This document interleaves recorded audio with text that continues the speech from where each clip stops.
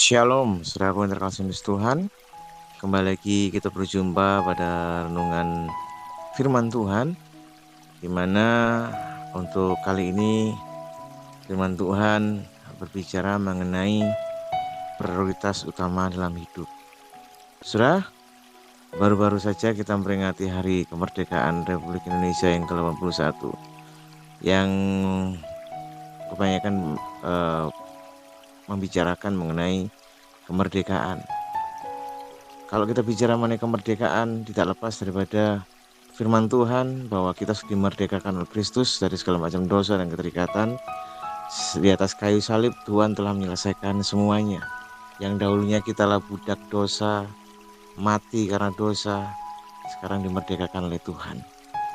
Nah, kalau berbicara mengenai prioritas hidup, Tuhan sudah memberikan jalan keluar yang tertulis dalam firman-Nya, bahwa prioritas hidup kita yaitu menjadikan Allah sebagai yang utama ya dalam hidup kita. Berdasarkan Matius 6 ayat 33 dikatakan di sana, orang percaya diajar untuk mencari dahulu kerajaan Allah dan kebenarannya agar hidup tidak kacau, lebih terarah dan kebutuhan hidup dicukupi oleh Tuhan.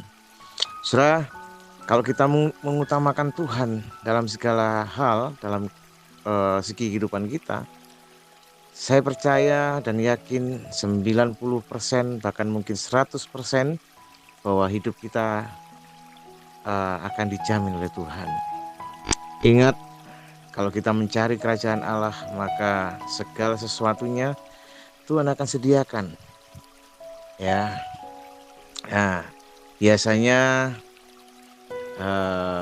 kebanyakan kita awalnya kita mendahulukan Tuhan, kita berpusat pada Allah ya dari segala hal untuk kita utamakan.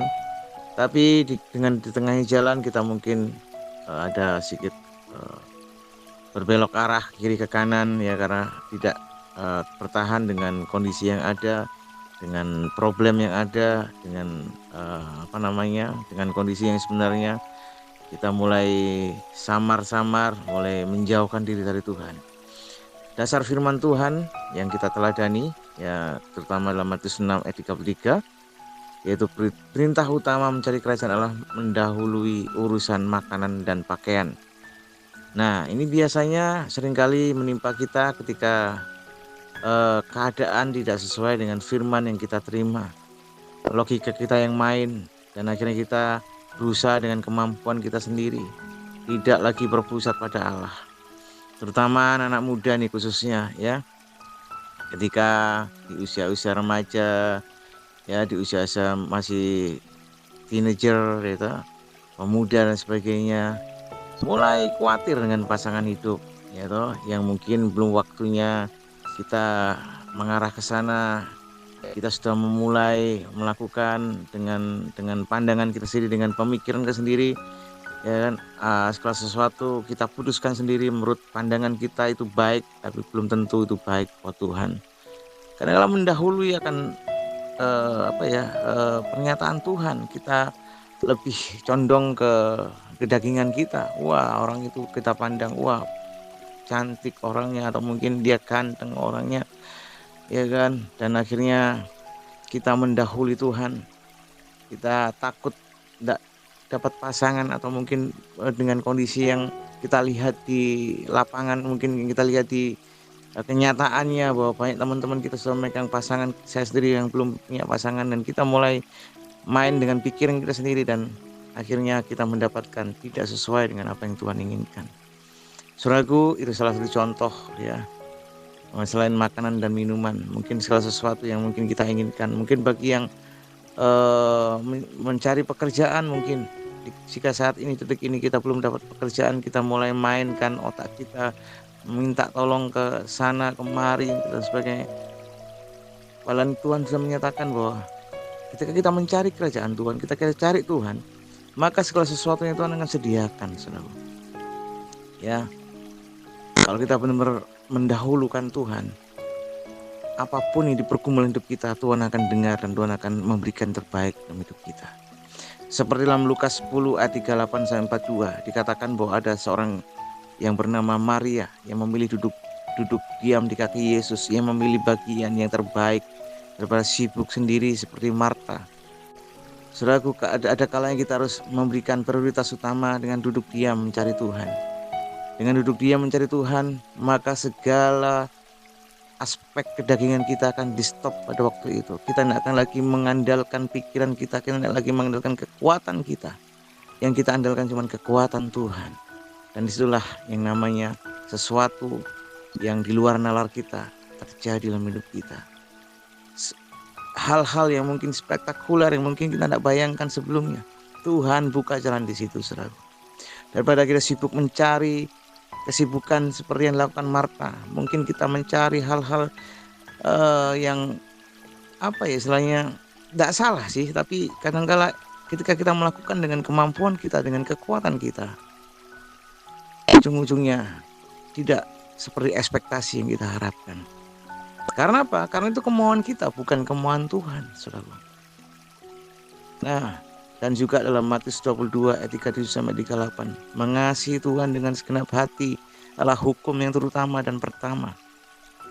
Saudaraku, dengan jelas firman Tuhan menuliskan, mari fokuskan hidup kita pada Tuhan.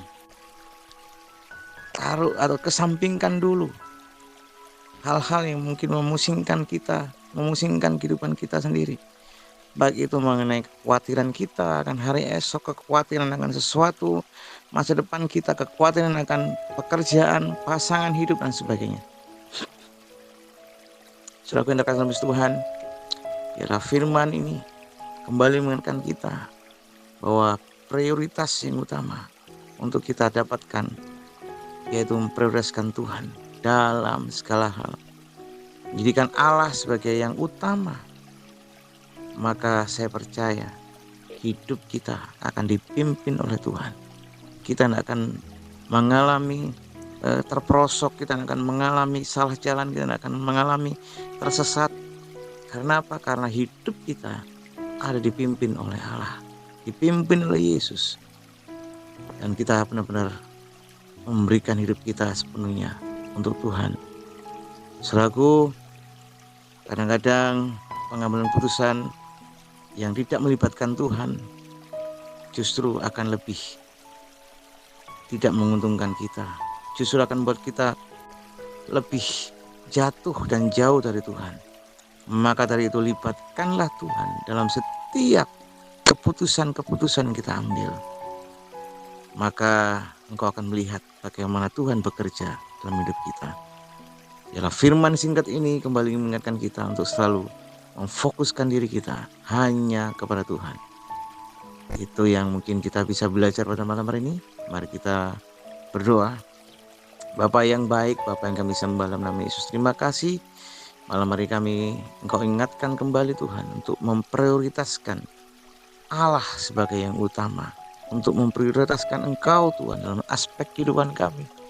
Maka kami tidak akan lagi khawatir, kami tidak akan lagi Tuhan was-was akan kehidupan kami.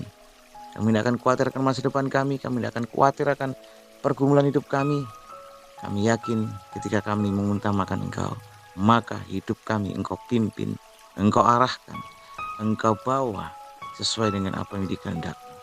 Kami serahkan Tuhan segala aspek kehidupan kami pada malam hari ini. Roh Kudus, terima kasih kau ingatkan kami kembali. Dalam nama Tuhan Yesus kami berdoa dan mengucap syukur. Haleluya. Amin.